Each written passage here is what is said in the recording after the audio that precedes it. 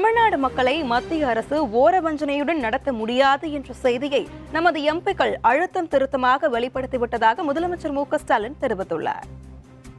இது தொடர்பாக மு.க.ஸ்டாலின் வெளியிட்டுள்ள அறிக்கையில், இந்திய நாடாளுமன்றத்தின் குளிர்கால கூட்டத்தொடர் கடந்த நவம்பர் 25ஆம் தேதி தொடங்கி நேற்றைய தினம் முடிவுற்றுள்ளது எனவும், இந்த கூட்டத்தொடரில் வீறு கொண்ட வீரர்களாக திராவிட முன்னேற்றக் கழகத்தின் நாடாளுமன்ற உறுப்பினர்கள் முழங்கியிருக்கிறார்கள் எனவும் பெருமிதம் தெரிவித்துள்ளார்.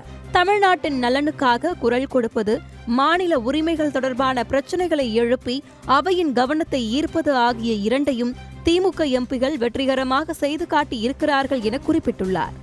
மற்ற மாநில எம்பிகளுக்கு முன்னோடிகளாக தமிழக எம்பிகள் செயல்படுவதை பார்த்து 100 ஆண்டு கண்ட திராவிட இயக்கத்தின் தலைவராக எண்ணி எண்ணி மகிழ்வதாக மு.க.ஸ்டாலின் தெரிவித்துள்ளார்.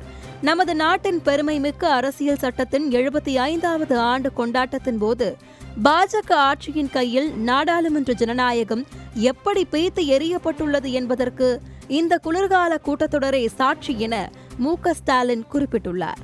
ஒரு புறம் அரசியல் சட்டத்திற்கு விழா, இன்னொரு புறம் அதை உருவாக்கி தந்த அண்ணலுக்கு அவதூறு என்பதுதான் பாஜகவின் பசப்பு அரசியல் என முதலமைச்சர் மு.க.ஸ்டாலின் கடுமையாக சாடியுள்ளார்.